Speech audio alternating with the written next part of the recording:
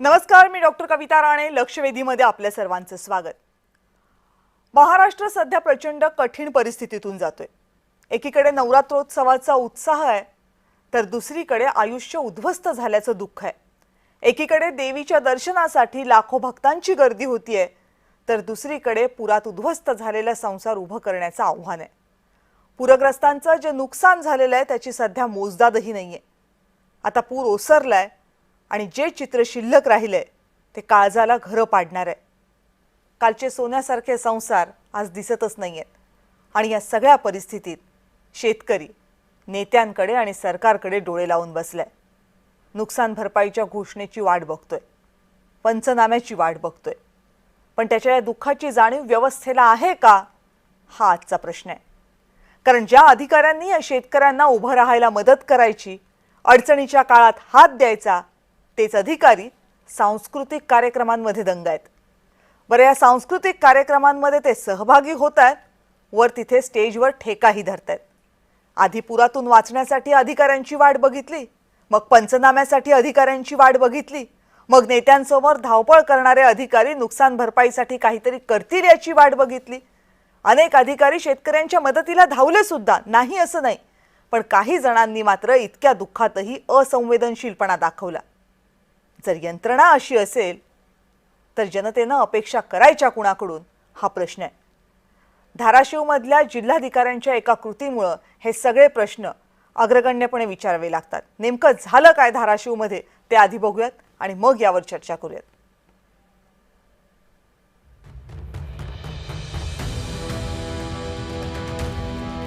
कुजलेलं शेत बघून शेतकरी तडफडतायत.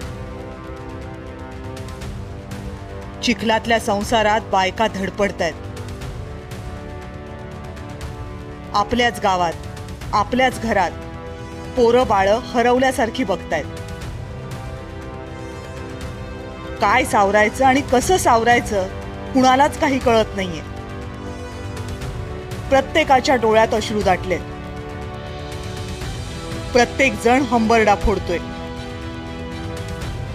आयुष्य उद्ध्वस्त झाली आहेत आणि ही दृश्य बघून उभा महाराष्ट्र हळहळतोय. पण ज्यांनी या सगळ्या जीवांना आधार द्यायचा ते काय करतायत ते जरा बघा.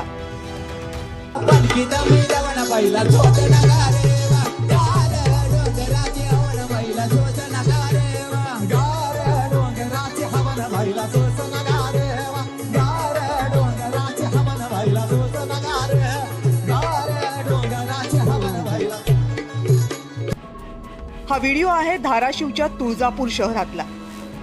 आणि या व्हिडिओमध्ये पांढऱ्या कपड्यातले ठेका धरणारे गृहस्थ कोण आहेत हे तुम्ही ओळखलं का?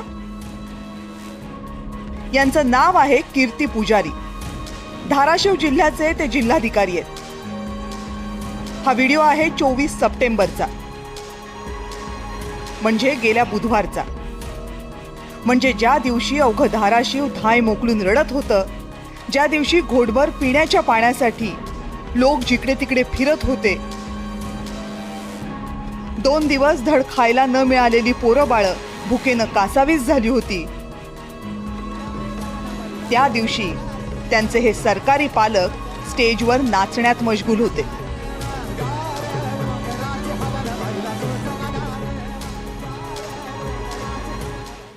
एक शेतकरी ज्याचं सर्व जीवन वाहून गेलं आहे, त्याचं आयुष्य वाहून गेलं आहे, तो उपाशी आहे, तो भिकेला लागला आहे, तो म्हणतोय आम्हाला आता काय मदत करणार ते सांग. आणि त्याला तुम्ही म्हणता राजकारण करू नका. तुमच्या डोक्यात सडकं राजकारण आहे म्हणून तुम्हाला हे सुचतं मिस्टर फडणवीस. बरोबर. कोणी म्हणतं पैशाचं सो आणता येणार नाही, कोणी म्हणतो आम्ही 6 वाजता इथे गोट्या खेळायला आलो का. तुम्ही गोट्या खेळण्याच्याच लायकीच्या सगळे. हे सरकार जी काय कृती जिल्हाधिकाऱ्यांच्या बाबतीत झाली आहे ती निषेधार्ह आहे. असंवेदनशीलपणाचंच ते लक्षण आहे. कारण आपण आपल्या जिल्ह्यातली पूर परिस्थिती जर बघितली आणि त्या पुराची भीषणता जर बघितली तर ती अतिशय भयंकर आहे. आपण झालेल्या नुकसानीचं वर्णन पैशात करू शकत नाही आणि शेतकऱ्याच्या अडचणीचं वर्णन शब्दात करू शकत नाही. मराठवाड्याचा पूर विध्वंसक बनला तेव्हा राज्य सरकारचं लक्ष गेलं. पण जुलै महिन्यापासून या भागात पावसानं जे थैमान घातलं होतं, परिस्थिती तेव्हापासूनच बिकट झाली होती. पण धरणं तुडुंब भरेपर्यंत आणि बंधारे फुटून जमिनी खरवडेपर्यंत सरकारी अधिकारी गाफील राहिले. आणि आता परिस्थिती हाताबाहेर गेल्यावर तरी थोडं संवेदनशील वागावं ना, पण तेही नाही. खाण्यासारखं तर काहीच राहिलेलं नाही, कपडा सुद्धा राहिला नाही. अंगच्या मांगुरणाची आम्हाला बाहेर काढले, काहीच राहिलेलं नाही. माझ्या मुलांचं शिक्षण करायचं कसं, राहायचं कसं, खायचं कसं, राहण्यासारखी परिस्थितीच नाही. काहीतरी याच्यातनं विलास करा तुम्ही. पण मराठवाड्यासाठीची ही असंवेदनशीलता जिल्हाधिकाऱ्यांपुरतीच मर्यादित नाहीये. तब्बल 3 दिवस मराठवाड्यासह राज्यातील अनेक जिल्हे पाण्यात बुडालेले होते. पण स्थानिक नेत्यांसह राज्यातील नेतेही पूर ओसरायची वाट बघत राहिले. बुलढाण्याचे 2 पालकमंत्री मकरंद पाटील आणि संजय सावकारे जिल्हा पुरात असताना राज्याचे उपमुख्यमंत्री एकनाथ शिंदे यांनी पूरग्रस्तांना मदत पाठवली. पण मदत कमी आणि जाहिरातबाजी जास्त झाली. मुख्यमंत्री देवेंद्र फडणवीस आणि उपमुख्यमंत्री अजित पवार हे पूरग्रस्तांच्या भेटीला पोहोचले. पण पूरग्रस्तांच्या रोषासमोर त्यांचाही तोल ढळला. शेतकऱ्यांना तेही रुचलं नाही. हवामान बदलाचा परिणाम पाहता या अशा आपत्ती आता वारंवार येणार हे निश्चित आहे. पण या आपत्तीशी लढण्याचे जुने मार्ग आता कालबाह्य होत आहेत. आपत्तीनंतर लोकांना तातडीची मदत मिळावी यासाठी आपली धोरणं आता आणखी मजबूत व्हायला हवी आहेत. पण हे सगळं जाणवायला आणि करायला किमान संवेदनशीलता तर हवी. अंगावरच्या कपड्यांची इस्त्रीही मोडू न देता आपत्तीग्रस्तांना भेटणारे नेते आणि अधिकारी यांच्याकडे ती संवेदनशीलता आहे का, हा प्रश्न आहे. ब्युरो रिपोर्ट, जय महाराष्ट्र.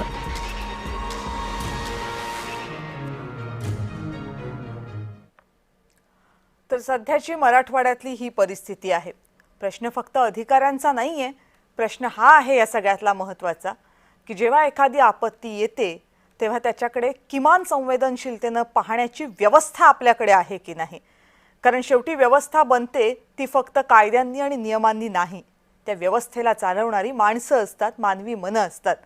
जर त्या मानवी मनांमध्ये संवेदनशीलता नसेल तर ती संवेदनशीलता व्यवस्थेमध्ये उतरावी कशी, हा प्रश्न आहे.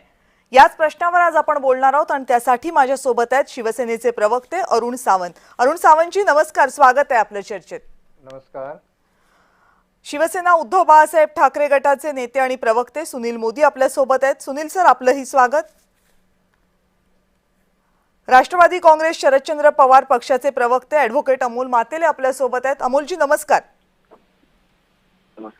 आणि माजी पोलीस अधिकारी धनराज वंजारी सर आपल्यासोबत आहेत. वंजारी सर नमस्कार.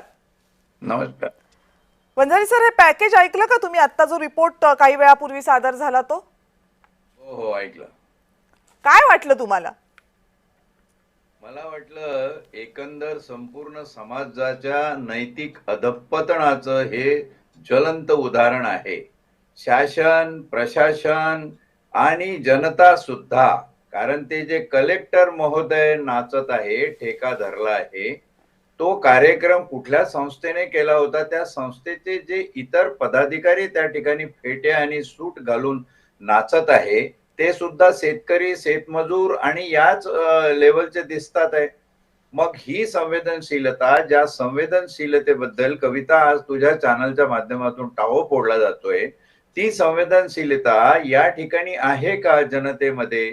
तर ते दिसत नाही. प्रशासनाने तर अगदी कमरेचं सोडल्यासारखं झालंय. प्रशासकीय अधिकारी, कलेक्टर महोदय, एक लक्षात घ्या, आपल्याला एक व्यावसायिक नैतिक कोड असतो, त्याला प्रोफेशनल इथिक्स म्हणतात इंग्रजीत. आणि हे प्रोफेशनल इथिक्स आपल्याला असं सांगतात की पब्लिक प्लेसमध्ये जेव्हा आपलं एखादं अपिअरन्स आपण करतो तेव्हा ते अपिअरन्स आक्षेपार्ह होऊ नये, ही नैतिक जबाबदारी प्रशासनाची आहे. राहिला प्रश्न नेत्यांचा आणि शासनांचा. आज जेवढ्या काही प्रतिक्रिया आणि सगळ्या चॅनलवरती मी हा आगडोंब बघत होतो, एक दुसऱ्यावर चिखलफेक करण्यात, कोणाला खाली दाखवण्यात, कोणाला वर दाखवण्यात, एखाद्याचं स्थगिती केली तर का झाली स्थगिती, तर म्हणे हेलिकॉप्टर उतरायला परवानगी नाही किंवा जागा नाही, चिखल जास्त असल्यामुळं, हे सगळे थेर बघताना एकंदर मी म्हणेल की तुम्ही शेतकऱ्यांच्या या अपरिमित दुःखाचं केवळ राजकीय भांडवल करत आहात का, हा एक प्रश्न सर्वसाधारण सुज्ञजनांच्या मनात येतो. दुसरा प्रश्न, तुमचं प्रशासनावर खरंच अंकुश आहे का हो? एवढं सगळं झालं असताना कलेक्टर महोदय, तुम्ही प्रोफेशनल इथिक्स विसरून असं कसं वागू शकता? तुमचं मन तरी याला वाहीत येतं का? आणि जनतेलाही हा प्रश्न विचारायचा वाटतो की मायबाप जनता, तुम्ही काय करताय? तुम्ही सुद्धा तुमची भावंड त्या परिस्थितीमध्ये मरणप्राय यातना भोगत असताना हे कार्यक्रम होतातच कसे? कशासाठी पाहिजे आपल्याला? हे सर्वंकष सर्वांनी, प्रत्येक घटकांनी, समाज, शासन आणि प्रशासन या सगळ्यांनी मिळून एकत्रित विचार करायचा आहे की आपल्या नीतिमत्तेला झालंय काय. आपण माणसं आहोत, माणसाने माणसासारखं वागावं, प्रशासकांनी प्रशासकासारखं वागावं आणि शासनाने मेहरबानी करून आपलं राजकारण याच्यामध्ये न आणू देता त्यांनीही यावेळी माणुसकीची कास धरावी, एवढं आव्हान मी तुझ्या चॅनलच्या माध्यमातून कविता सगळ्यांना करतो. बरं सुनीलजी, तुमची प्रतिक्रिया मला जाणून घ्यायची, पण प्रतिक्रिया जाणून घेण्या अगोदर हा आहे की एखादा अधिकारी असं वागतो त्याच्याबद्दल आपण चर्चा करूया, ठीक आहे, पण वंजारी सरांनी उपस्थित केलेला मुद्दा त्याही पेक्षा ब्रॉडर आहे. तिथेच त्या स्टेजवर फक्त अधिकारी नाही आहेत, बरीच जण आहेत, फेटे घालून सूट बूट घालून नाचतायत, आनंद आहे त्या प्रत्येकाच्या चेहऱ्यावर. येतो कुठून हा आनंद? म्हणजे त्याच जिल्ह्यामध्ये लोक देशोधडीला लागलेली आहेत, अश्रू थांबत नाहीयेत, हंबरडे फोडतायत, सगळं नुकसान झालेलं आहे. असं असताना ज्या तुळजाभवानीच्या पायाशी हे सगळेजण कायम आपला आशीर्वाद मागत असतात, आज त्याच तुळजाभवानीकडे साकडं घालतायत, आलेल्या या संकटातनं वाट दाखव आम्हाला, त्याच तुळजाभवानीच्या अंगणामध्ये हा कार्यक्रम करायचा, तिच्याच नावानं कार्यक्रम करायचा आणि त्याच्यात ठेका धरायचा.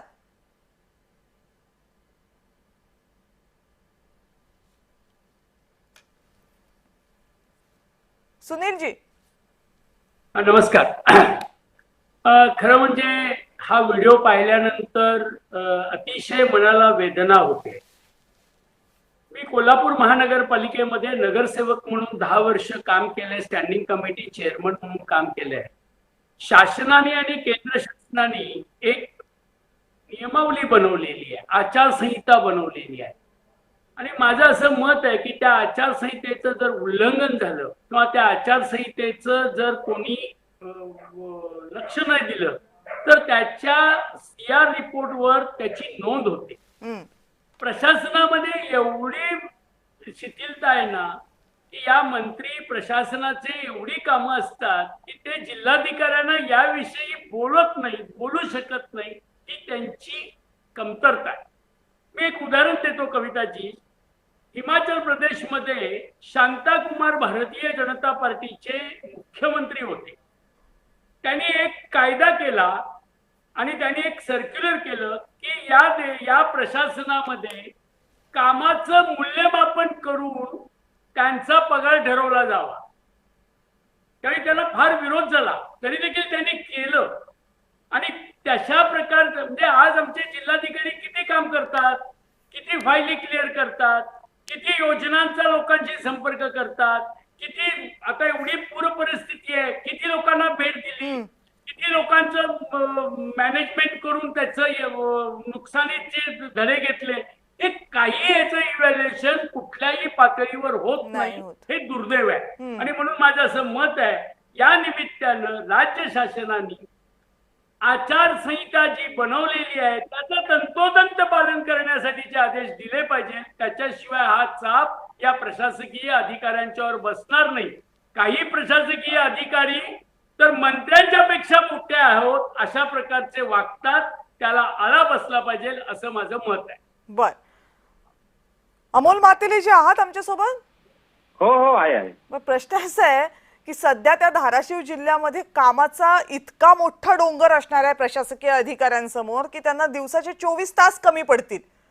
इतके पंचनामे करायचे आहेत, इतके सगळ्यांना मदत पोहोचवायची आहे, ती मदत पोहोचली की नाही हे बघायचं आहे, लोकांच्या काय अडीअडचणी आहेत त्या ऐकायच्या आहेत. यात त्या जिल्हाधिकाऱ्यांना एवढा वेळ मिळतो कुठून?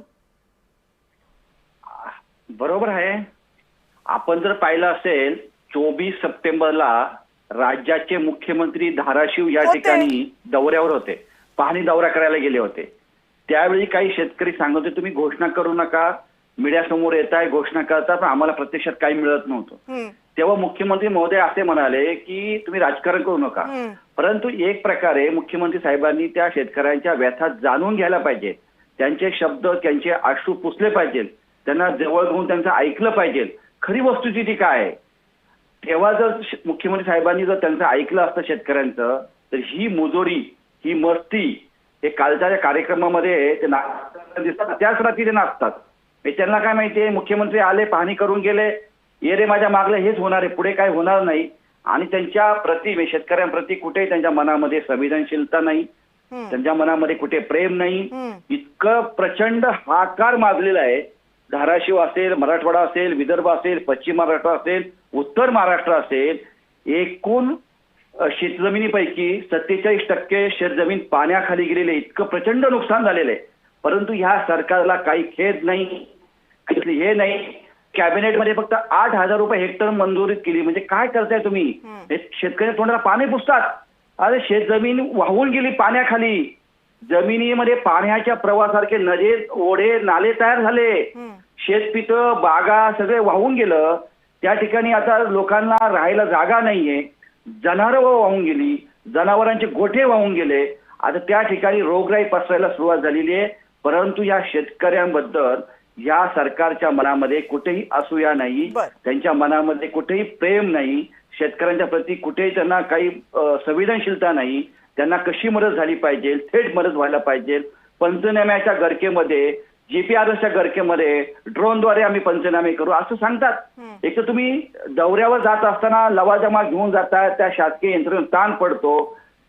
विदर्भामध्ये देखील त्या ठिकाणी अशीच घटना घडली, पालकमंत्र्यांनी जायला पाहिजे ते गेले नाही, आणि नंतर ते ठिकाणी गेल्यानंतर तिथल्या शेतकऱ्यांना रोषाला सामोरं जावं लागलं. लातूर या ठिकाणी 1993 साली जेव्हा घटना घडली भूकंपाची, तेव्हा स्वतः पवार साहेब त्या जागेवर जाऊन बसले, लोकांना तिथे जाऊन स्वतः तिथे जाऊन मदत केली. कोणालाही सांगितलं तुम्ही दौऱ्यावर येऊ नका, का दौऱ्यावर आल्यानंतर शासकीय यंत्रणा ताण पडतो. पण या ठिकाणी शासकीय यंत्रणा मज्जा डान्स करते. त्यांना माहिती आहे की सरकारच असं आहे, जाहिरातबाजी करून आशीर्वाद घेणार आहे, परंतु शेतकऱ्यांच्या मन जिंकण्यासाठी कुठेही ते शेतकऱ्यांसाठी कोणतंही काम करत दिसत नाही. हे या सरकारकडून दिसतंय. आज आपल्या राज्याचे मुख्यमंत्री दिल्लीमध्ये गेले.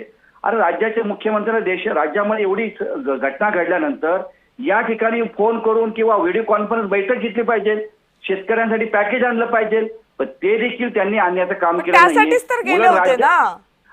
नाही. त्यासाठी गेले तर ते सांगितलं अजून प्रस्ताव तयार केलेला नाहीये, प्रस्ताव बनवायला वेळ लागतो. हे जर असे अधिकारी पण त्यांनी दिली माहिती माध्यमांना की ते नरेंद्र मोदींना त्यासाठीच भेटायला गेले होते, केंद्राने महाराष्ट्राला मदत करावी म्हणून. ताई माझं म्हणणं असं आहे, मुख्यमंत्री साहेबांनी जाण्याची आवश्यकता नाही. व्हिडिओ कॉन्फरन्सद्वारे किंवा फोनद्वारे त्यांचं सरकार आहे, त्यांचेच पंतप्रधान आहे, त्यांचं सरकार आहे. जर काल तुमच्याच पक्षाचे खासदार म्हणत होत्या की आम्ही केंद्रीय गृहमंत्र्यांना विचारलं, केंद्रीय कृषी मंत्र्यांना विचारलं, ते कृषी मंत्री म्हणतात आमच्याकडे प्रस्ताव आला नाही. आज स्वतः मुख्यमंत्री गेले, म्हणजे नाही प्रस्ताव पाठवले तरी तक्रार, मुख्यमंत्री स्वतः जाऊन भेटले तरी तक्रार. असं कसं काम होणार.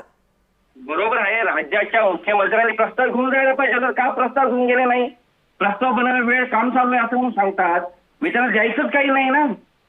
एका बाजूला पंजाब राज्याने 50,000 रुपये हेक्टर मध्ये जाहीर केली, आपल्या राज्यामध्ये प्रचंड हाकार माजलेला आहे. असं कसं म्हणता येईल. म्हणजे ठीक आहे की तुम्ही विरोधक म्हणून ही भूमिका मांडू शकता, पण मुख्यमंत्री जाऊन जर पंतप्रधानांना भेटत असतील तर ते गरजेचंच आहे ना. या परिस्थितीमध्ये पंतप्रधानांना राज्यामध्ये काय चाललंय याची जर माहिती द्यायला स्वतः मुख्यमंत्री जात असतील तर त्याचं आपण स्वागत केलं पाहिजे. त्याच्यावर आपण टीका का करावी. म्हणजे ते नाही गेले तरी आपण टीका करणार, ते गेले तरी आपण टीका करणार. अमोल मातेलीजी असं कसं करतायत. त्यामुळे या मुद्द्यावर आपण नंतर बोलूयात. पण आता अरुण सावंत आपल्या आपल्यासोबत आहेत. अरुण सावंतजी, या मुद्द्याचं उत्तर तुम्ही नंतर द्या. मला या अगोदर हे सांगा की हे जे अधिकारी आहेत ज्यांची ही हिंमत होते, म्हणजे ज्या दिवशी धाराशिवच्या नुकसानीची पाहणी करायला मुख्यमंत्री धाराशिवमध्ये पोहोचतात त्याच दिवशी संध्याकाळी एका सांस्कृतिक कार्यक्रमामध्ये जायला या कलेक्टर साहेबांना वेळ असतो आणि त्यांच्यावर कुठलीही कारवाई होत नाही, त्यांच्या बाबतीत काहीही बोललं जात नाही. म्हणजे या अधिकाऱ्यांना काही भीती राहिली आहे की नाही सरकारची?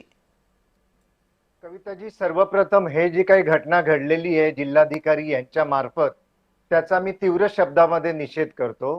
कारण आज मराठवाडा आणि धाराशिवमध्ये जी परिस्थिती आहे या परिस्थितीची जाण असताना सुद्धा कीर्ती पुजार नावाचा हा जो कोणी जिल्हाधिकारी होता त्याने जे काही आपल्या कीर्तीचे धिंडवडे उडतील असं कृत्य केलेलं आहे, असंवेदनशील असं वर्तन त्याने केलेलं आहे, याचा निषेध मी सुद्धा करतो आणि अख्खा महाराष्ट्र करत आहे. हे कृत्य त्याने केलं नाही पाहिजे होतं, तरी त्याच्या हातून ते घडलेले. आणि आपण ज्याप्रमाणे म्हणालात की याच्यावरती सरकारतर्फे कोणीच काही का बोलत नाही, तर त्याच्याबद्दल त्याचं उत्तर हे आहे की खुद्द महसूल मंत्री बावनकुळेजी यांनी स्पष्ट शब्दामध्ये इशारा दिलेला आहे की त्या जिल्हाधिकाऱ्याने जर अशी कृती केली असेल तर त्या कृतीचा आम्ही रिपोर्ट मागवलेला आहे आणि रिपोर्ट आल्याबरोबर त्याच्यावरती कडक शासन म्हणजे कडक कारवाई केली जाईल. उपमुख्यमंत्र्यांनी सुद्धा सांगितलेले आणि उपमुख्यमंत्री एकनाथ शिंदेजी यांनी सुद्धा त्या शब्दात सांगितलेले, मुख्यमंत्र्यांकडे सुद्धा त्याचा रिपोर्ट गेलेला. त्यामुळे तुम्ही हे समजू नका की त्याला सोडलं जाईल. अशी बेजबाबदार कृत्य करणाऱ्या प्रत्येकाला शासन हे घडलंच पाहिजे या मताचा मी सुद्धा आहे. राहिली गोष्ट दुसरी की आता अमोल मातेले जी युवा प्रवक्ते आहेत त्यांनी त्यांचं जे काही कर्तव्य होतं विरोधात बोलायचं ते त्यांनी केलेले. तर त्यांच्या या सगळ्या वक्तव्यांची मला कीव आली, पण नंतर मग माझं दुसरं मन म्हणतं की जाऊ दे, बोलू दे, त्याचं कामच आहे ते विरोधात बोलणं हे. आता पहा, राज्याचे मुख्यमंत्री देवेंद्र फडणवीसजी हे 2 दिवसाच्या 3 दिवसांचा दौरा करून तिकडची संपूर्ण माहिती घेऊन कलेक्टर असो, तहसीलदार असो, तलाठी असो, सर्वांशी बोलणी करून सर्वांना तात्काळ रिपोर्ट सुद्धा बनवायचे आदेश दिलेले आहेत. आणि रिपोर्ट तुम्हाला मिळत नसतील तर ड्रोनद्वारे जे घेतलेत, आम्ही स्वतः जी पाहणी केली त्याचे सुद्धा रिपोर्ट आम्हाला दिले, तरी त्याच्यावरून सुद्धा त्यांना जी काही नुकसान भरपाई ती दिली जाणार आहे. कोणाची भरपाई अडवली जाणार नाहीये. त्यानंतर मुख्यमंत्री सगळा हा अहवाल घेऊन, सगळी माहिती घेऊन स्वतः ते देशाचे पंतप्रधान आदरणीय नरेंद्र मोदीजी यांना जाऊन भेटले. स्वतः जाणं याकरता गरजेचं असतं की त्या गोष्टीची काय तीव्रता आहे, काय महत्व आहे, हे जोपर्यंत त्या राज्याचा मुख्यमंत्री जात नाही तोपर्यंत पंतप्रधानांना त्याची कल्पना येत नाही. आता ज्याप्रमाणे मातेले यांनी म्हटलं की नाही VC द्वारे घेतलं पाहिजे होतं फोनवर, अरे देशाचा मुख्यमंत्री देशाच्या पंतप्रधानांशी असं नाही आपण इथून मदत मागू, ती मदत मिळणार सुद्धा नाही तुम्हाला. मग त्याकरिता आपल्याला खुद्द जायचं असतं, तिथे लढा द्यायचा असतो आणि जास्तीत जास्त मदत कशी आपल्या राज्याला मिळेल, आपल्या राज्यातील आपत्तीग्रस्तांना कशी मिळेल याकरिता तिकडे ते गेले होते. तेव्हा तुम्ही उगीच वाटेल ते विरोध करून कशाला आपलं हसं करून घेता अमोल मातोलेजी, असं करू नका. राहिली अजून गोष्ट की पहा, सरकारने मुख्यमंत्र्यांनी आणि दोन्ही मुख्यमंत्र्यांशी चर्चा करून देवेंद्र फडणवीसजी यांनी स्पष्ट शब्दात सांगितलेलं आहे की आम्ही सरसकट मदत कोणत्याही प्रकारचे पुरावे न मागता देण्याचा प्रयत्न 100% करणार आहोत. तेव्हा विरोधकांचं हा जो काही आरोप आहे तो आरोप फोल ठरेल काही दिवसातच, हे माझे शब्द आपण लक्षात ठेवावे. बरं, पण तुमचे हे शेवटचं वक्तव्य ते लवकरात लवकर खरं व्हावं ही मागणी मात्र आणि ही इच्छा मात्र अनेक शेतकरी सध्या राज्यातले जे हे कार्यक्रम बघतात ते सगळेजण करतात, कारण परिस्थिती तितकी गंभीर आहे. गणेश खणकरजी भाजपचे प्रवक्ते या चर्चेमध्ये सहभागी झालेत. गणेशजी नमस्कार. नमस्कार. बरं, मला कल्पना नाही की तुम्ही चर्चेच्या नेमक्या कोणत्या टप्प्यावर सहभागी झालात आणि कुठपर्यंतची चर्चा ऐकलीत, पण या चर्चेचा मुख्य मुद्दा होता ते धाराशिवचे जिल्हाधिकारी यांनी 24 सप्टेंबरच्या दिवशी जो ठेका धरला होता धाराशिवमधल्या एका कार्यक्रमामध्ये, जेव्हा अवघं धाराशिव या सगळ्या पुरामध्ये अडकलेलं होतं, लोक आक्रोश करतायत आणि त्याच वेळेस जिल्हाधिकाऱ्यांच्या या कृतीवर प्रश्न निर्माण होतात. आता प्रश्न असा आहे की सर्वात पहिला प्रश्न जो मी शिवसेनेच्या प्रवक्त्यांना विचारलाच की या सगळ्यावर कंट्रोल नाहीये का सरकारचा, पण प्रश्न फक्त एका जिल्हाधिकाऱ्यांच्या असंवेदनशीलतेचा नाहीये, दुसऱ्याही अनेक गोष्टी दिसतात. म्हणजे बुलढाण्यामध्ये अनेक शेतकरी वाट बघत होते की आपले 2-2 पालकमंत्री आहेत, कधी येतील ते, जेमतेम आज का काल पोहोचले आहेत बुलढाण्यामध्ये. बरं, त्यातले एक पालकमंत्री हे राज्याचे मदत आणि पुनर्वसन मंत्री आहेत, ते तिथे पोहोचले नाहीत. मुख्यमंत्री सुद्धा शेतकरी रागावले तर त्यांना म्हणतायत की राजकारण करू नका. उपमुख्यमंत्री शेतकऱ्यांना सांगतायत की आम्ही काही इथे गोट्या खेळायला आलोत का. आता ही सगळी परिस्थिती असल्यानंतर आणि या सगळ्याचे व्हिडिओज बघितल्यानंतर काय त्या शेतकऱ्यांनी संवेदनशीलतेची अपेक्षा ठेवावी का? एकतर जो प्रकार आपण सर्वांनी बघितलाय जिल्हाधिकाऱ्यांच्या बाबतीत, हा प्रकार दुर्दैवी आहे. आम्ही सर्वच या सर्व प्रकाराचा निषेध करत आहोत. आज जी परिस्थिती महाराष्ट्रामध्ये आहे ही खरोखर दुर्दैवी आहे. अभूतपूर्व परिस्थिती आज महाराष्ट्रामध्ये उभी राहिलेली आहे. ज्या मराठवाड्यामध्ये खरं तर पाण्याचा विषय कसा सोडवायचा याच्याशी सगळे संघर्ष करत असतात, आज त्या जायकवाडी धरणाचे दरवाजे सोडून सीना नदी बाहेर आली आहे, मांजरा नदी बाहेर आली आहे. मला असं वाटतं, म्हणजे मला जितकं राजकारण कळतं आणि मी जेव्हापासून राजकारणात आलोय, म्हणजे मराठवाड्यामध्ये किमान ही अशी अभूतपूर्व परिस्थिती मी पहिल्यांदा कधीच नव्हती. त्यामुळे जे काही घडलंय ते दुर्दैवी आहे. आणि सकाळी बातम्या बघत असताना ज्या पद्धतीने शेताची अवस्था मी पाहतोय ते दुर्दैवी आहे. याच्यासाठी काही शब्द आमच्याकडे नाही. तर आता राहिला प्रश्न जिल्हाधिकाऱ्यांचा जो विषय आता सुरू आहे, हे याचं कुठल्याही बाबतीत समर्थन करण्याचा प्रश्न येत नाही. मी कालचाच एक प्रसंग तुम्हाला सांगेन. म्हणजे मला खरं तर कविताजी आपलं म्हणणं मांडत असताना दुसऱ्यावर टीका करणं माझा मुळात स्वभाव पण नाहीये, पण आपण काय बोलतोय याचं देखील आता विरोधी पक्षाच्या प्रवक्त्यांना चॅनलवरती आपण लाईव्ह बोलत असताना आता त्याचं भान देखील राहिलेलं नाही. काल मी संध्याकाळी मुंबई विमानतळावरती देशाचे गृहमंत्री अमित शहाजी यांचं स्वागत करण्यासाठी काही पदाधिकाऱ्यांना दरवेळेला बोलवतात, आम्ही देखील गेलो होतो. त्याच वेळी माझ्या लक्षात आलं होतं की ज्या पद्धतीनं सर्व मंत्री आणि सर्व उभे होते, त्यांची जी चर्चा चालू होती, जी काही रिपोर्ट्स येत होते त्याच्याविषयी काल चर्चा चालू होती. मी विमानतळावर देखील तुम्हाला सांगतो चर्चा सुरू होती.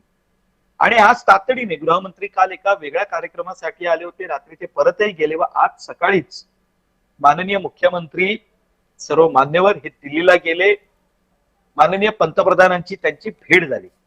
बघा, एक जी काही आपल्याकडे एक सिस्टम आहे, यामध्ये राज्याच्या वतीने एकूण त्याचे पंचनामे, मदतीचे आकडे वगैरे हा सगळा एक त्याला रुटीन भाग म्हणू शकतो. ही आपली व्यवस्था आहे, हे करावं लागतं.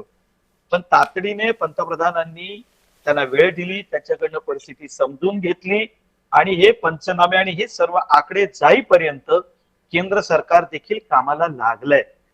आता पंचनामे म्हणजे ज्या पद्धतीने आपण पाण्याची अवस्था बघतो, आता या ठिकाणी ड्रोनद्वारे किंवा त्यांनी जे म्हणालेत की आम्ही कुठलाही भेदभाव ठेवणार नाही, ते हे सांगत असताना आणि त्यांनी मंत्रिमंडळाच्या बैठकीनंतर जे एक वाक्य सांगितलं होतं की या बाबतीत आम्ही कुठलाही भेदभाव करणार नाही व मुळातच मदत द्यायला आम्ही सुरुवात केली. आता जे वारंवार जे म्हटलं जातं ना, कविताची वाईट या गोष्टीचं वाटतं की तुम्ही हेक्टरी एवढीच मदत जाहीर केली, आता ही मदत कधी जाहीर झाली, ही कुठल्या संदर्भात जाहीर झाली, हे सुद्धा माहिती आहे. नाही असं नाहीये, हे सुद्धा माहिती आहे. आणि मग जर का मी असं म्हणालो की यापूर्वी देखील महाराष्ट्राचे मुख्यमंत्री दौऱ्यावर जायचे, त्यावेळेला किती लवाजमा जायचं, तर मग राजकारण चालू होईल की त्याने केलं म्हणून तुम्ही बोलताय. मला एक कळत नाही. सर्व शासकीय यंत्रणा, पालकमंत्री सर्व ठिकाणी कामाला लागलेले आहे. आता मुळात कविताजी म्हणजे शब्द वापरू नये, शेतकऱ्याच्या डोळ्यातले अश्रू थांबत नाहीत. पण हे खरं आहे की आभाळच फाटलंय, तुम्ही टिगळ कुठे कुठे लावणार आहात, कुठे कुठे लावणार आहात. म्हणजे उभं पीक गेलेलं आहे, सगळी परिस्थिती आपण पाहतोय. पण मी एवढंच सांगेन की ज्याला काही टीका करायची त्याने ती करावी, कुठल्या भाषेत करायची तो त्यांचा प्रश्न. आणि माननीय मुख्यमंत्री आणि पंतप्रधानांना सल्ले देण्या इतपत ते मोठे झाले असतील तर त्यांच्या पक्षाचं मी मनपूर्वक अभिनंदन करतो. म्हणजे पंतप्रधानांनी काय बोलावं, काय करावं हे सुद्धा आता इथले प्रवक्ते सांगायला लागले, त्यांचं अभिनंदन करतो. पण कविताजी एवढं सांगतो की जो असंवेदनशीलतेचा मुद्दा घेऊन आपण चर्चा करत आहोत त्याचा तातडीने अहवाल मागितलेला आहे. शासन म्हणून याची गांभीर्यानं दखल घेण्यात आलेली आहे व त्यावर योग्य ती कारवाई होईल. कारण जिल्हाधिकाऱ्यांच्या बाबतीत काही निर्णय घ्यायचे असतील तर त्याचे काही नियम आहेत, परंतु आपण एवढे असंवेदनशील नाही आहोत. ते काही इतर कोणी घेऊ शकत नाही. ते मुख्यमंत्री आणि महसूल खातं यांच्याच अखत्यारीमध्ये असेल आणि त्याच्यावर तो निर्णय व्हावा. जिल्हाधिकाऱ्यांच्या बाबतीमध्ये निर्णय होईलही. गणेश खणकरजी, बाकीच्या नेत्यांच्या असंवेदनशीलतेचं काय करायचं? एकूण व्यवस्था म्हणजे जिल्हाधिकारी नाचले म्हणून दिसलं आपल्याला, पण आता बाकीच्या व्यवस्थेचं काय करायचं वे? जिल्हाधिकाऱ्यांनी फक्त द्योतक दाखवलं. मुद्दा असा आहे की बुलढाण्यामध्ये 2-2 पालकमंत्री असताना का नाही पालकमंत्री पोहोचू शकत? किमान एवढी असं नाही कोणी म्हणत आहे की पालकमंत्र्यांनी पाण्यात उतरावं, लोकांना काढून, कुणी अशी अपेक्षा करत नाहीये. कुणी हे म्हणत नाहीयेत की त्यांनी त्यांचे जीव धोक्यात घालावे. त्या सगळं करण्यासाठी वेगळ्या यंत्रणा आहेत आणि त्या यंत्रणा आपापली जबाबदारी चोख पार पाडतायत. पण ज्या यंत्रणेला पालकमंत्र्यांनी हलवायचं असतं, ज्या यंत्रणेला पालकमंत्र्यांनी पुढे जा सांगायचं असतं, दिशा द्यायची असते, तिथे पालकमंत्री का नसतात? मग पालकमंत्री काय फक्त झेंडा वंदन करायला आणि डीपीडीसीच्या मीटिंगला यायला असतात का? मला एक गोष्ट कविताजी, तुम्ही जे म्हणताय मला मान्य आहे, विरोधकांनी आरोप करावे ते त्यांचं काम आहे. पण पालकमंत्री काय दौऱ्यावर गेलेले नाहीत का, किंवा ते काम करत नाहीयेत का, अशी कुठली परिस्थिती तुमच्या निदर्शनास आली? बुलढाणा जिल्ह्याबद्दल स्पेसिफिकली बोलतेय मी. हा, मी म्हणून तुम्हाला म्हणालो की परिस्थितीच आता अशी आहे की प्रत्येकाला वाटतंय की माझ्या बांधावरती मुख्यमंत्र्यांनी, उपमुख्यमंत्र्यांनी, पालकमंत्र्यांनी माझ्या बांधावरती यावं, आणि ते काही चुकीचं देखील नाही. कारण दुःखच एवढं आहे, परिस्थिती तशी आलेली की प्रत्येकाला वाटतं. पोहोचले नाहीत गणेशजी.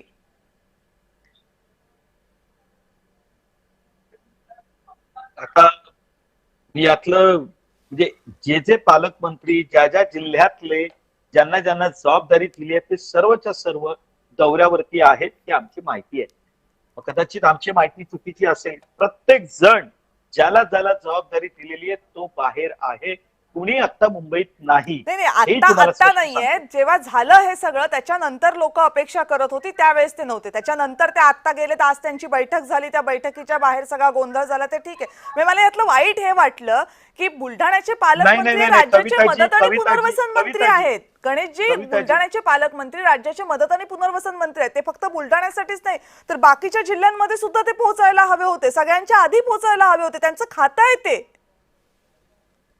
बघा, मी तुम्हाला एवढं जे मला माहिती आहे ते मी सांगतो. मंत्रिमंडळाची बैठक झाली. मंत्रिमंडळाच्या बैठकीनंतर पुन्हा एकदा मदत आणि पुनर्वसन या विषयासाठी गांभीर्यानं तिथेच दुसरी बैठक झाली. त्यानंतर सर्वांना आदेश निर्गमित करण्यात आले, ज्या बाबतीत माननीय मुख्यमंत्र्यांनी मंत्रिमंडळाची बैठक झाल्यानंतर जी काही माहिती दिली. यानंतर पुन्हा एकदा जे पालकमंत्री होते ते सगळेच्या सगळे त्यानंतर मुंबईतनं बाहेर पडले आणि सर्व आपापल्या ठिकाणी दौऱ्यावरती निघून गेले. आज आपण ही जी चर्चा करतोय, आज शुक्रवार आहे, जी चर्चा आपण करतोय तर मंगळवारी मंत्रिमंडळाची बैठक संपली आणि मंगळवारी रात्री सर्वांनीच मुंबई तयारी करून ही मुंबई सोडली आणि सर्वजण आपापल्या जिल्ह्यामध्ये पोहोचले सुद्धा आहेत. हे मी मान्य करतो की जी अपेक्षा प्रत्येक शेतकऱ्याची आहे की माझ्या बांधावरती कुणीतरी मोठा माणूस आला पाहिजे, तर हे मी मान्य करतो ते होणं शक्य नाही. तर त्याला असं वाटतं की माझ्या बांधावरती जर कुणी यापैकी आला तर माझा पंचनामा लवकर होईल, मला मदत लवकर मिळेल. यात त्याची काही चूक नाही, कारण सगळं हातातोंडाशी आलेलं गेलेलं आहे. पण मंगळवारी रात्री ज्यांना जे विषय दिले होते त्या सगळ्यांनी पूर्ण तयारीनिशी मुंबई सोडली व ते दौऱ्यावरती निघून गेलेत, ही माझी माहिती आहे. मी यातली माहिती घेतलेली आहे म्हणून मी तुम्हाला सांगतो. बरं, धनराज वंजारी सर, तुमच्यासाठी प्रश्न असा आहे. राजकीय नेत्यांच्या सगळ्यांची वक्तव्य आणि आपापल्या बाजू आपण ऐकल्या. मला यातली चिंता या गोष्टीची वाटतेय की जेव्हा एखादा सर्वसामान्य माणूस असा विचार करतो की या शेतकऱ्याला मदत पोहोचली पाहिजे, आपण काहीतरी केलं पाहिजे, मग तो हे सगळं चित्र बघतो की नेते काय करतात, अधिकारी काय करतात, उमेदच जाईल ना एखाद्याची मदत करण्याची. यांनाच नाही संवेदनशीलता तर आम्ही दाखवून काय उपयोग, असा जर प्रश्न लोकांच्या मनामध्ये आला तर तुम्ही जे तुमचं उत्तर देताना पहिलं वाक्य म्हणाला होतात की अधःपतनाची सुरुवात आहे, मग त्या अधःपतनाला बळ दिल्यासारखं नाही का होणार? हे अधःपतन झालेलंच आहे आणि हे अधःपतन कसं वाढावं त्याचाच प्रयत्न चालू आहे. त्या पद्धतीच्या राजकीय चर्चा रंगताना प्रत्येक चॅनलवर मी बघतोय. आपण काय करतोय की या ठिकाणी मेन मुद्दा जो आहे तो सरळ सरळ शासनाने, राजकारण्यांनी, सत्ताधिकाऱ्यांनी कबूल करावा की आमचा जिल्हा अधिकारी, जिल्हा न्याय दंडाधिकारी असा उल्लेख मी करेल. त्याच्या कलेक्टरच्या पॉवर्स मध्ये न्यायिक पॉवर सुद्धा आहे त्यांना, आणि म्हणून न्याय जिल्हा दंडाधिकारी असं म्हटलं जातं. हे बिरुद लावून जेव्हा एखादा प्रशासन काम करतो आणि असा प्रकार जेव्हा समोर येतो तेव्हा मंत्री महोदय बावनकुळेजी जर असं म्हणत असतील की जर खरंच असा प्रकार झाला असेल तर आम्ही त्याच्यावर कारवाई करू. म्हणजे ह्या व्हिडिओच्या क्लिप, आमची चर्चा हे काय खोटं आहे का, हे काय तकलादू आहे का, याच्यावर शंका घ्यायला तुम्हाला बुद्धी आहे. पण जे हे निर्वाद सत्य कबूल करण्याची बुद्धी परमेश्वर केव्हा देईल की आमचा प्रशासनावर पुरेसा वचक राहिलेला नाही, हे तुम्ही कबूल करायला पाहिजे. हे तुमचं पाप आहे. तुमचा वचक जर राहिला असता तर आज जे काही प्रश्न तुटपुंजे एकमेकांच्या वादविवादाचे राजकीय वादी प्रतिवादी आपण करतो ते निर्माण झाले नसते. राहिला प्रश्न नैतिकतेचा, तो ती नैतिकता मी जसं म्हणालो पहिल्या सेगमेंटमध्ये की संपूर्ण समाजाचीच खालवलेली आहे. ज्या जनतेने हा कार्यक्रम अरेंज केला त्यांना मी विचारू इच्छितो की जे बांधव मरणप्राय यातना भोगत आहे त्यांच्याबद्दल तुमच्या माणुसकीच्या संवेदना गेल्या कुठे?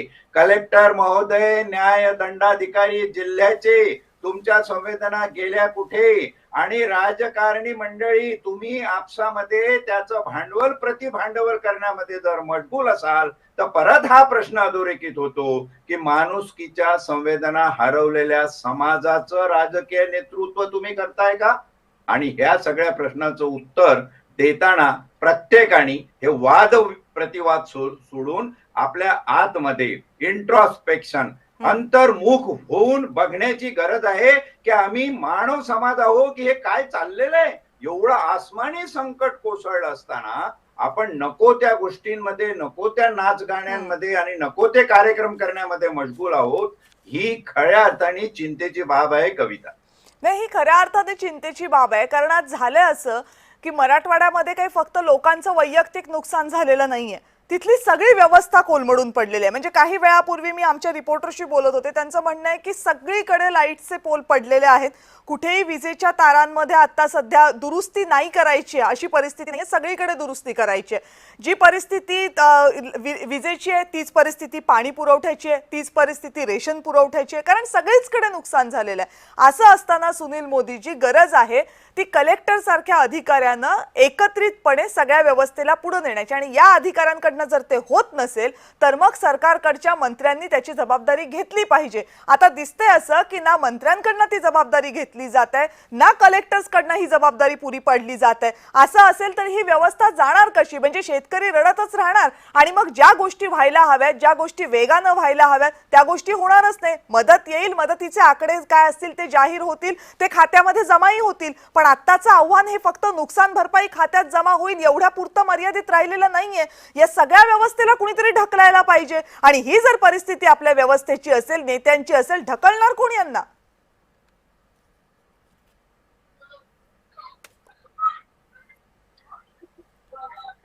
मला एक मुद्दा मांडायचा आहे कविताजी, मला एक मुद्दा मांडायचा आहे. बोला बोला. नाही, प्रशासनावर एक वचक असायला पाहिजे, पालकमंत्री, मंत्री, आमदार, खासदार, लोकप्रतिनिधींचा. तो वचक थोडा नाहीये हे यावरून सिद्ध होत आहे. मी आणखीन एक मुद्दा, गणेशजींचं मी काळजीपूर्वक त्यांचं वाक्य ऐकत होतो. मी विरोधाला विरोध करत नाही. मी गणेशजी एक मुद्दा आपल्या समोर मांडतो. 2 वर्षापूर्वी गुजरातमध्ये भयंकर एक वादळ आलं होतं. त्यावेळी डिझास्टर कायदा जो केंद्राने केलेला आहे त्याच्यामध्ये प्रोव्हिजन आहे तातडीची मदत जाहीर करणे, आणि तातडीची नुसती जाहीर नाही करणे तर ते पैसे त्या महाराष्ट्र त्या स्टेटला देणे. गुजरातमध्ये केलंय, उत्तर प्रदेशमध्ये केलंय, रेकॉर्ड काढून बघा, ऑनलाईन रेकॉर्ड आहे. मग महाराष्ट्रामध्ये एवढी आपत्ती आलेली असताना प्रस्ताव वगैरे जातील अंतिम याच्यासाठी, नरेंद्र मोदी सरकारने तातडीची मदत या महाराष्ट्र शासनाला का दिली नाही? प्रस्तावाची वाट बघायची काय? डिझास्टर मॅनेजमेंटच्या कायद्यात आहे प्रोव्हिजन. मला असं वाटतं नरेंद्र मोदींना थोडा महाराष्ट्रात सत्ता जरी त्यांची असली तरी महाराष्ट्राबद्दल थोडा द्वेषच आहे, कारण अनेकदा त्यांनी महाराष्ट्राला दुजाभाव दिलेला आहे. ही वस्तुस्थिती ऑन रेकॉर्ड आहे. मी टीका करतोय म्हणून नव्हे, प्रस्ताव, आणि माझी आत्ताची माहिती अशी आहे की मुख्यमंत्र्यांनी प्रस्ताव दिलेला नाहीये, तातडीच्या मदतीसाठीचं पत्र दिलेलं आहे, कारण अजून आमचा प्रस्तावच तयार झालेला नाहीये. हा एक मुद्दा. आणि माझं अजून एक म्हणणं आहे की प्रशासनावर जर वचक ठेवायचं असेल तर आचारसंहिता जी बनवलेली आहे ती नीट लागू झाली पाहिजे. त्यांच्या CR पत्रकावर या नोंद झाल्या पाहिजे.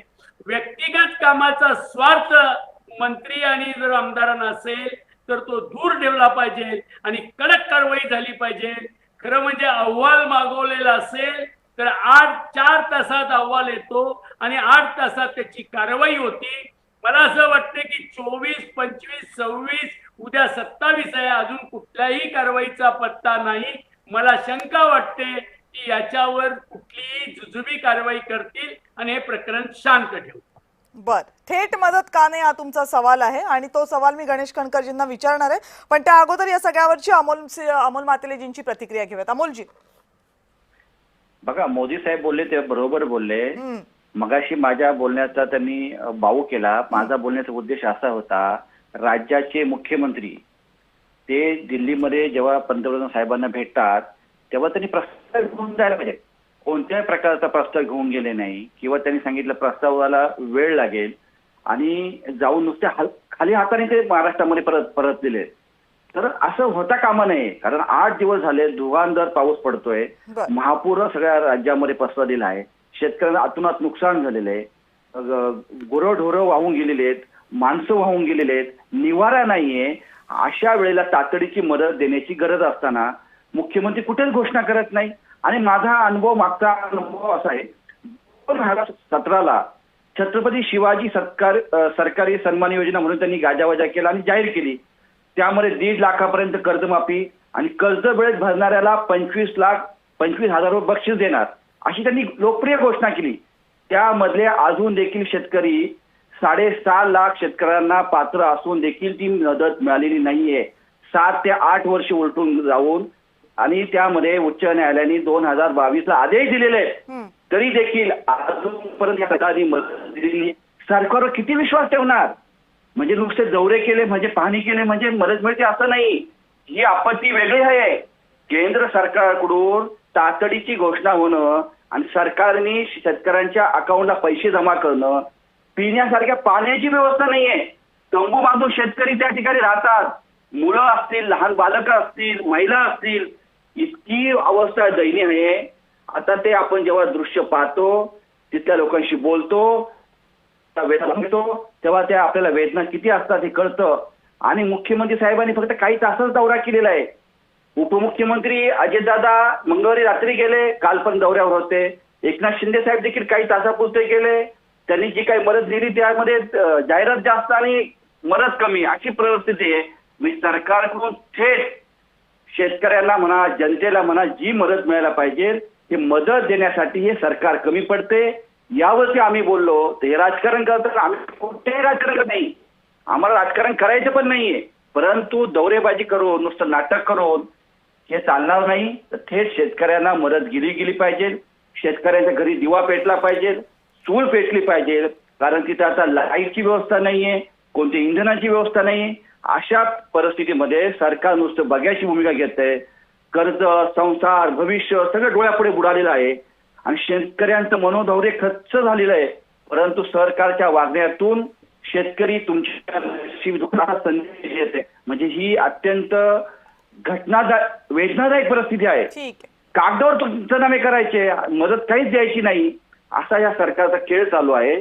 तेव्हा देवाभाऊंना, या सरकारला आमची विनंती राहील की आपण जर शेतकऱ्यांच्या प्रती आपली भावना असेल आणि शेतकऱ्यांचे प्रश्न सोडवायचे असतील तर ज्या पंजाब राज्याने शेतकऱ्यांना 50,000 रुपये हेक्टरी तुम्ही दिलेले आहेत, तर तुम्ही 1.5 लाख रुपये हेक्टरी मदत घोषणा करा, कर्जमाफी करा, पण काही करत नाही.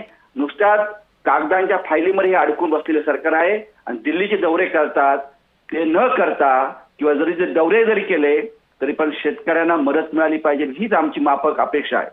ठीक आहे, बोला गणेशजी. या सगळ्या प्रश्नांची उत्तरं, थेट मदत का नाही, मदत जाहीर का होत नाही आणि दिल्लीतनं मदत तातडीची का मिळत नाही? मला बरं वाटलं. म्हणजे मोदीजींनी मदत करावी अशी सगळ्यांनाच अपेक्षा आहे आणि ते करतीलही, याबद्दल काही वाद नाही. पण तू कविताजी असं आहे की माननीय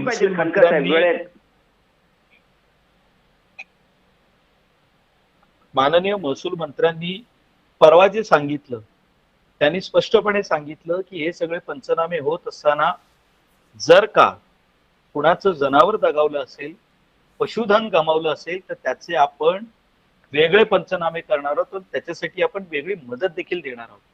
बघा, आता सगळ्यांच्या बोलण्यात नाही दिसत आहे की लाईटचे पोल पडलेले आहेत, विजेची व्यवस्था नाही, आपल्याला तिथपासून सगळं उभं करणं आता गरजेचं आहे.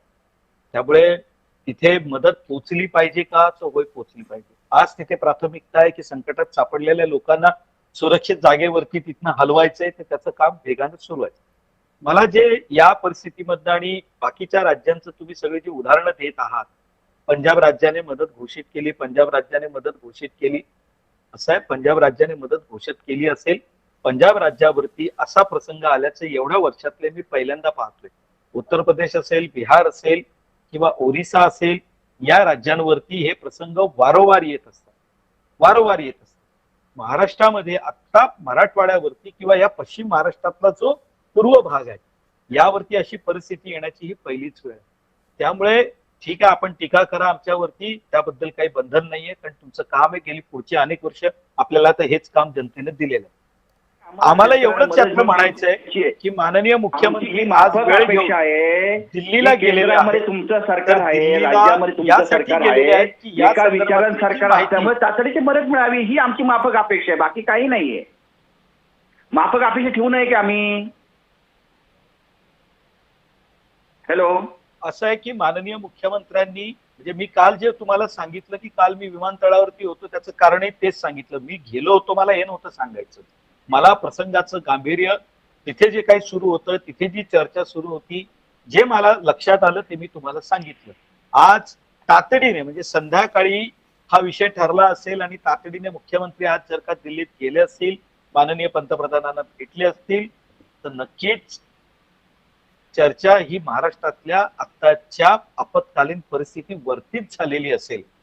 तुम्ही मदत जाहीर करण्यासंदर्भातले सांगताय की त्याचे काही नियम आहेत. मदत जाहीर करत असताना त्याची वर्गवारी करून ही मदत कितीशी पुरेशी ठरेल, त्यात आणखीन आपण काय केलं पाहिजे, या सगळ्याचा विचार करून नक्की मदत जाहीर होईल. बघा, असं आहे, तुम्ही टीका करत असताना शेतकऱ्यांविषयी आम्हाला किती आस्था आहे, तुम्हाला नव्हती, या विषयात मी आज जाणार नाही. देतायत ना, केंद्रातनं सुद्धा प्रत्येक वर्षी शेतकऱ्यांना मदत जाहीर होते. महाराष्ट्रातले 6,000 रुपये त्यात जॉईन करून 12,000 रुपये आपण शेतकऱ्यांना ते देतच आहोत की. म्हणजे आम्ही काय संवेदनशील आहोत असं थोडी आहे. गणेशजी, त्या मदतीबद्दल कुठे सांगता येतं? ती योजना आहे ना, आपण आता बोलतोय ती अभूतपूर्व परिस्थिती आहे. योजनांबद्दल आता बोलून कसं चालेल गणेशजी? का म्हणतो मला एक कळत नाही. आपत्ती ओढवलेली आहे, ह्या आपत्तीवर आपण बोललं पाहिजे. असं आहे गणेशजी, आम्ही शांतपणे ऐकून घेतोय कारण अपेक्षा आहे की काहीतरी मिळेल. गणेशजी एक मिनिट, गणेशजी हे बघा, एक मिनिट मी तुम्हाला थांबवतो एवढ्यासाठी की प्रश्न असा आहे की आता आपण अशा परिस्थितीबद्दल बोलतोय जी रोजची नाहीये, अशा परिस्थितीबद्दल बोलतोय जिची कोणी कल्पना केलेली नव्हती, अशा परिस्थितीबद्दल बोलतोय जिथे शेतकरी धाय मोकलून रडतोय. आपण त्यांना योजनांचे पैसे देतो, ते त्यांना दिलेच जातात, त्याच्याबद्दल वादच नाहीये, ते त्यांना फायदेशीरच ठरतात. पण आता प्रश्न योजनांचा नाहीये ना, आता प्रश्न नुकसान भरपाईचा आहे, आता प्रश्न तातडीच्या मदतीचा आहे, ती मिळत नाहीये, त्याच्यासाठी शेतकरी डोळे लावून बसलेत. म्हणजे आज आपण आता जर आपण बोलतानाची दृश्य बाजूची बघितली ना, ती बाई त्या घरात मधना काही कपडे तरी शिल्लक राहिलेत का, काही भांडी तरी शिल्लक राहिलेली आहेत का अशी बघते. ते पोरग जिथे आहे ते शोधते आपल्या घरामध्ये घर होतं म्हणून तिथे काही राहिले की नाही. आज त्या माणसांच्या हातात काय राहिलंय? काहीही राहिलं नाहीये, ना शेतात काही राहिलंय ना घरात काही राहिलंय. आता कशावर उदरनिर्वाह करायचा ते कुणाकडे डोळे लावून बघणार? तातडीची मदत म्हणजे कशासाठी हवी आहे त्यांना? कारण आज जर जगायचंय, आज पोरांना ताटात वाढायचं असेल, पाणी प्यायचं आणायचं असेल तर त्यांच्याकडे पैसे नाहीयेत, त्यासाठी तातडीची मदत हवी. आणि म्हणून थेट मदतीची घोषणा, पंचनामे होतील, मदतीचे आकडे जाहीर होतील, ते येईल तेव्हा येईल, पण आज तातडीचं जे हवंय ते तर पोहोचवलं पाहिजे ना. त्याच्यासाठी आपण काही त्यांना योजना आम्ही दिलेल्या आहेत हे सांगणार आहोत आपण शेतकऱ्यांना. कविताजी, मला एक कळत नाही, मी मगाचपासून दोनदा एक वाक्य उच्चारलं, आता सुद्धा तुम्ही स्वतःच हा विषय काढला की लाईटचे पोल देखील पडलेले आहेत. हो, तुम्हाला मी 2-3 गोष्टी ज्या सांगितल्या जात, तर म्हणजे तुम्ही या गांभीर्याने घ्या की अहो सगळं व्यवस्था तिथे गेलेली आहे, आपल्याला ती व्यवस्था उभी करावी लागेल, आपल्याला त्यांच्या खात्यामध्ये पैसे साहेब, सत्ताधारी पक्षांनी गांभीर्याने घ्यायला पाहिजे. हे तर लक्षात घ्या पत्रकार आज तुमची काही या बाजू ठिकाणी समोर सांगते मातेला शेतकऱ्यांची, जरा तुम्ही ती शांत ऐकली बसावं. पाहिजे. मातेला जरा त्यावरती शांत उपोषणा बसावं. केल्या त्याच्यामध्ये पाहिजे. अजिबात बोलत नाही. तुम्ही उपोषणाबद्दल मातेला काय जरा बोलतच शांत नाही. बसा. मातेला जरा शांत बसा. मी शांत कुठल्या नाही, खरं योजना आहे. कधी मला जाहीर झाल्या सांगायचं हे तुम्हाला. सांगण्यासाठी बोलत तुम्ही नाहीये. शेतकऱ्यांबद्दल वारंवार जो एक शब्द काय जाहीर काय केला उपोषणा जातो हा करणार? संवेदनशील हा हे सांगा ना. संवेदनशील हे योग्य नाहीये. माझं म्हणणं एवढंच होतं की शेतकऱ्यांविषयी कुणाच्या मनात आदर नाहीये की कुणाला वाटत नाही सहानुभूती. अहो आपण हे सगळं करतो शेतकऱ्यांसाठीच करतो. आणि मी म्हणून म्हणालो की पोल उभं करण्यापासूनची सगळी व्यवस्था तुम्हाला उभी करावी लागणार आहे.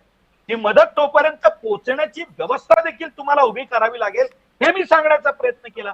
आता त्यामध्ये अहो, जर का लोकांना कोणी म्हणत खायला असेल की अन्न तरी नाही देखील येत आहे. शासन लोक उपाशी असंवेदनशील आहे, आहेत. गावोगावी असंवेदनशील आहे. शेतकरी तरी उपाशी आहेत. योग्य त्याला नाहीये. पाणी प्यायला नाहीये. आज स्वतः पोटामध्ये अन्न पंतप्रधानांनी नाहीये. या संदर्भामध्ये अन्नाचा तुटवडा आहे. मुख्यमंत्र्यांची चर्चा आरोग्याचा केली, धोका त्यांना निर्माण बोलावून झाला आहे. घेतलं. ओके, अमोलजी. माझं म्हणणं एवढंच आहे, तुम्ही जी अपेक्षा व्यक्त करताय ती योग्य आहे. आम्ही सुद्धा त्या मदतीचे आहोत बरं. की होय आता महाराष्ट्र कविताताई, मला बोलू द्या, शासनाने मला. मदत हो, जाहीर अमोलजी देते केलीच मी पाहिजे. तुम्हाला. ठीक. हे आमचं देखील मत आहे ना. बरोबर आहे. आमचं देखील आणि ते मत आहे. तीच तर आम्ही मागणी सांगू आहे सुद्धा. ना. म्हणजे असं आहे की सरकार मागणी कुणाकडे करणार गणेशजी? सरकारकडेच करणार ना. कुणाला मागणार? सरकारलाच मागणार. एक तर आपल्या सरकारकडे मागणार, नाही तर केंद्र सरकारकडे मागणार. कुणाकडे? शेतकरी कुणाकडे मागणार? आम्ही कुणाकडे विनंती करणार? तुमच्याचकडे करणार. दुसरा काही मार्ग नाहीये ना. कारण आता जी परिस्थिती आहे त्याच्यात सरकारच करू शकतं. त्यामुळेच तुम्हाला विचारणार. हे काय तुम्हाला जबाबदार धरणं किंवा तुम्हाला आरोपीच्या कटघऱ्यात उभं करणं नाहीये. पण आता जर तुमच्याकडे जबाबदार आहे तर तुम्हाला विचारणार ना आम्ही, त्यात काय चुकलं आमचं? अजिबात म्हणणं नाहीये. मी अजिबात या बाबतीत म्हणत नाही. शेवटी हा, येते. एक आपण जी अपेक्षा व्यक्त करत आहात तर ती त्या आमच्या शेतकऱ्यासाठीच व्यक्त करता. या आमचं काहीही म्हणणं नाही. कविताजी तुम्ही तुमची भूमिका योग्य पद्धतीने मांडत आहात. माझं एवढंच मला जे लक्षात येत आहे की महाराष्ट्र सरकार मदत देत आहे, देणार आहे. यामध्ये केंद्राकडनं जर का अतिरिक्त मदत आली आणि ती जर शेतकऱ्यांपर्यंत एकाच वेळेला आपण जर त्याला दिली, त्याला उभं करण्याचा प्रयत्न करणार असो तर त्यात काय गैर आहे?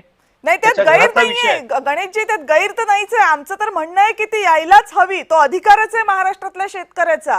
त्यामुळे ती गैर वगैरे नाहीये. ते यायलाच हवं आणि त्यासाठीच सरकारने प्रयत्न करायला हवा. आपल्या शेतकऱ्याच्या ताटात जास्त पडेल याचा प्रयत्न आपल्या सरकारनं करायलाच हवा. म्हणजे दिली तर असं नाही, केंद्राकडनं मदत आपल्याला मिळवावीच लागणार आहे, कारण संकटच तेवढं मोठं आहे. अमोल मातेलीजी, अगदी थोडक्यात म्हणजे कार्यक्रमाची शेवटाची वेळ आली.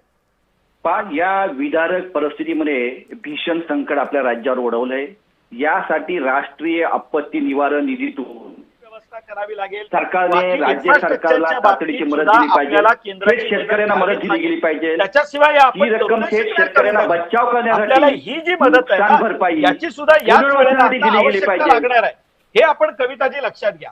नाही, बरोबर वीज आहे. असेल, रस्ते असेल, हे देखील आपल्याला त्याच बरोबर म्हणजे नुसती साहेब, मदत आता मला देऊन नाही, बोलू ना, किती त्याचं बोलणार घर उभं तुम्ही? करावं लागेल, किती त्याला बोलणार? पाण्याची व्यवस्था द्यावी लागेल. आम्हाला त्याचं बोलू ना, इन्फ्रास्ट्रक्चर गावापर्यंत ठीक आहे. मदत देण्यासाठी बरोबर ते आहे. देखील तुम्हाला उभं शेतकऱ्यांचे करावं मानू द्या लागेल. आम्हाला. याचा सुद्धा विचार झाला पाहिजे. ठीक आहे, कणकर ठीक आहे. साहेब. गणेशजी, वेळ संपला. अमोल मातेलीजी, अगदी थोडक्यात. बघा, माझी या सरकारकडे एकच मागणी आहे. राष्ट्रीय आपत्ती निवारण निधीतून हा. तातडीची ह्या भीषण संकटामध्ये जे शेतकरी पाण्याखाली गेलेले आहेत, त्यांची शेती गेलेली आहेत, गुरंढोरं वाहून गेलेले आहेत, अशा शेतकऱ्यांना मदत मिळाली पाहिजे. थेट शेतकऱ्यांच्या बचावासाठी, नुकसान भरपाई, पुनर्वसनासाठी त्यांना मदत मिळाली पाहिजे. पण राज्य सरकारकडून सगळा गोष्टी चालू आहे. मागणी ढीगभर, औपचारिकता आणि केंद्र पाठवा, फक्त मंद गतीने काम चालू आहे. मी शेतकरी म्हणतो आमच्या घरी पाणी नाहीये, पाण्यात बुडालोय, पाणी प्यायला नाहीये, अन्नाचा कल नाहीये. हे सगळं होत असताना उघड्या डोळ्याने आपण पाहतोय. थेट शेतकऱ्यांना मदत करायला हवी. पंचनामे करू नका. कारण शेतकरी प्रचंड त्या ठिकाणी परिस्थिती निर्माण झालेली आहे, जीवघेणी परिस्थिती निर्माण झाली आहे. त्यांच्या पोटामध्ये मागचे 4 ते 5 दिवस अन्नाचा कण नाहीये. आपण सगळी परिस्थिती त्या ठिकाणी हाताबाहेर केलेली आहे. बरोबर, म्हणजे तातडीची मदत शेतकऱ्यांना मिळेल. पण सगळ्यांचं तेच म्हणणं आहे की फक्त पंचनाम्यांच्या आड आपण वेळ घालवायला नकोय, थेट मदत जाहीर व्हायला पाहिजे. आणि नुकसान सध्या इतकं भयंकर आहे आणि जी परिस्थिती आपण सगळे पाहतोय, वीज नाहीये, पाण्याची व्यवस्था नाहीये, आरोग्याच्या सोयी प्रचंड मोठ्या प्रमाणात द्याव्या लागणार आहेत. कारण आता सध्या पूर ओसरल्यानंतर जी परिस्थिती निर्माण होईल त्यातनं आरोग्याचे प्रश्न उभे राहतील. त्यामुळे ग्रामीण पातळीवर सध्या मोठ्या प्रमाणावर सुविधांचं जाळं जे नेहमी असतं त्याच्यापेक्षा काही पटींनी अधिक जाळं तयार करावं लागणार आहे. मुद्दा हा आहे की हे जाळं तयार करण्यासाठी आपली व्यवस्था सक्षम आहे का आणि त्या व्यवस्थेला सक्षमतेनं पुढे नेण्यासाठी राजकीय नेतृत्व त्यांच्या मागे आहे का. प्रश्न जर जिल्हाधिकारी अशा कार्यक्रमांमध्ये इतक्या गंभीर वेळेला सापडत असतील तर मग त्यांच्या एकूण संवेदनशीलतेवरच नाही कार्यक्षमतेवर पण प्रश्नचिन्ह निर्माण होतं. ज्या जिल्हाधिकाऱ्यांनी पालक बनून या सगळ्या लोकांची काळजी व्हायची ते जिल्हाधिकारी हे सगळे लोक हंबरडा फोडत असताना जर डान्स करत असतील स्टेजवर जाऊन तर मग त्या जिल्हाधिकाऱ्यांच्या फक्त संवेदनशीलतेवर आणि नैतिकतेवर नाही कार्यक्षमतेवर पण प्रश्नचिन्ह निर्माण होतं. आणि जेव्हा प्रश्नचिन्ह जिल्हाधिकाऱ्यांच्या कार्यक्षमतेवर निर्माण होतं तेव्हा त्या अवघ्या जिल्ह्याच्या व्यवस्थेवर निर्माण होतं. जर या प्रश्नचिन्ह पुसून काढायचं असेल तर राज्य सरकारला त्या जिल्ह्यांमध्ये सक्षमतेनं आपले प्रतिनिधी पाठवून परिस्थिती हातावेगळी करावी लागेल आणि लोकांचं जीवन लवकरात लवकर सुरळीत कसं होईल ते बघावं लागेल. अर्थात त्यासाठी मोठ्या प्रमाणावर पैसा लागणार आहे, अर्थात त्यासाठी मोठ्या प्रमाणावर निधी लागणार आहे आणि त्यासाठी फक्त राज्य सरकारची नाही केंद्राची मदत सुद्धा घ्यावी लागणार आहे. त्या दृष्टीने प्रयत्न सुरू झालेले आहेत पण हे प्रयत्न लवकरात लवकर पूर्ण व्हावेत याचीच अपेक्षा आहे. कारण मराठवाड्यातला शेतकरी, उत्तर महाराष्ट्रातला शेतकरी, विदर्भातला शेतकरी याच्यापेक्षा अधिक काळ वाट पाहू शकत नाही. हे जमिनीवरचं वास्तव आहे. आपण सगळेजण या चर्चेमध्ये सहभागी झालात त्याबद्दल आपल्या सगळ्यांचे मनापासून आभार. आणि यानंतर या चर्चेमध्ये वेळ झाली आहे इथेच थांबण्याची. पाहत रहा जय महाराष्ट्र.